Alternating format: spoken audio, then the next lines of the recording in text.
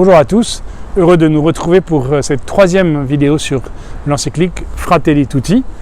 Après l'introduction, le premier chapitre en forme d'examen de conscience. Maintenant, nous voici au deuxième chapitre intitulé « Un étranger sur le chemin ». Après l'examen de conscience, il est temps d'ouvrir la parole de Dieu. C'est comme lorsque nous nous confessons. Nous nous confessons nos péchés à la lumière de l'Écriture sainte. C'est la parole de Dieu révélée dans l'Écriture sainte qui fait la lumière, la vérité sur notre cœur et nous transmet le pardon, la miséricorde de Dieu. Ce chapitre est donc de la part du pape une invitation à entrer dans la miséricorde de Dieu et à laisser résonner dans notre propre cœur les épreuves du monde, les entraves à la fraternité que le pape a listées dans le premier chapitre. Elles ne nous sont pas extérieures, elles résonnent en nous. Tout ce que nous vivons extérieurement a un retentissement intérieur. C'est ainsi que commence le Concile Vatican II dans sa constitution Gaudium et Spes sur les joies et les espoirs de ce monde et de ce temps qui ne sont pas étrangers au cœur du Christ comme à notre propre cœur. Et la parole de Dieu, la Bible, le livre des Saintes Écritures nous révèle cela. Le pape nous invite à lire la parabole du bon samaritain. C'est une parabole qui se situe au chapitre 10 de l'Évangile selon saint Luc. Et pour pouvoir la lire, le pape remonte au commencement de l'histoire sainte. Nous avons tous le même créateur. Il y a eu Caïn et Abel qui ont posé cette question cruciale. Suis-je le gardien de mon frère ? Question de Caïn après avoir tué Abel. Et puis il y a toute l'histoire du peuple d'Israël, esclave en Égypte, étranger, qui va faire ses tours et ses détours pour arriver sur sa terre et qui sur sa terre sera toujours sur une terre promise par Dieu.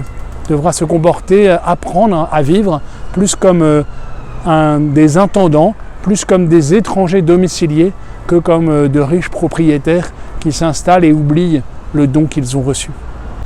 Déjà dans l'Ancien Testament, le double commandement de l'amour nous est donné.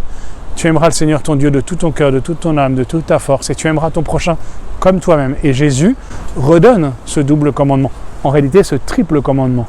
Tu aimeras le Seigneur ton Dieu, ton prochain comme toi-même. Il s'agit aussi de s'aimer soi-même, de s'aimer humblement soi-même.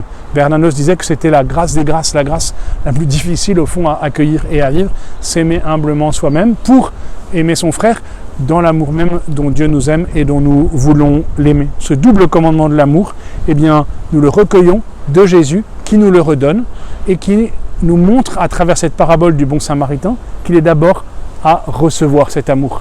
Dans cette parabole, nous sommes d'abord l'homme blessé au bord du chemin. Et nous voyons passer beaucoup d'étrangers ou de gens plus proches qui devraient s'intéresser à nous, qui devraient être notre prochain et qui ne le sont pas. Voici le bon samaritain, cet étranger, ce frère séparé qui vient nous apporter le réconfort du Seigneur. Ce bon samaritain, tous les pères de l'Église disent c'est Jésus lui-même qui vient comme un étranger discrètement, sans s'imposer, alors même que nous sommes souvent étrangers à lui et qui vient frapper à notre porte et qui vient guérir nos blessures, qui vient prendre soin de nous, qui vient se faire notre prochain. Nous pouvons alors répondre à ce Dieu qui s'est approché de nous en nous faisant nous aussi le prochain.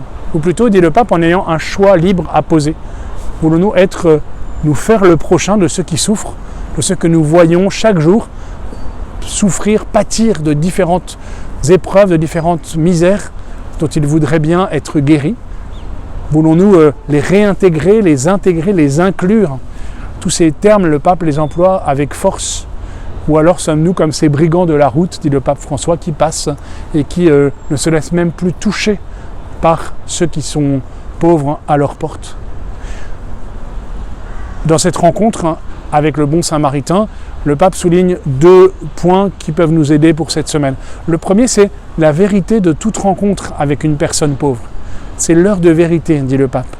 Nous sentons cet appel à sortir de nous-mêmes pour nous préoccuper du sort de ceux qui sont marginalisés, de ceux dont plus personne ne s'occupe, de ceux qui semblent au banc de notre société ou même déjà au banc de notre vie et de notre cercle de relations, de notre cercle de préoccupations.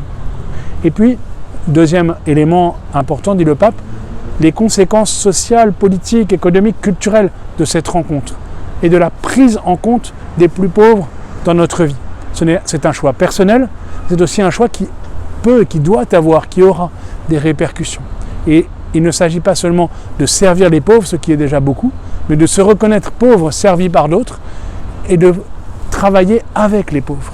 Pas seulement pour eux, mais avec eux. C'est ce que beaucoup de nos contemporains entreprennent aujourd'hui pour faire ce choix de la justice, pour faire ce choix de la vérité, pour faire ce choix de la paix au service d'une société plus juste. Nous retrouvons la semaine prochaine pour poursuivre notre lecture. Bonne semaine.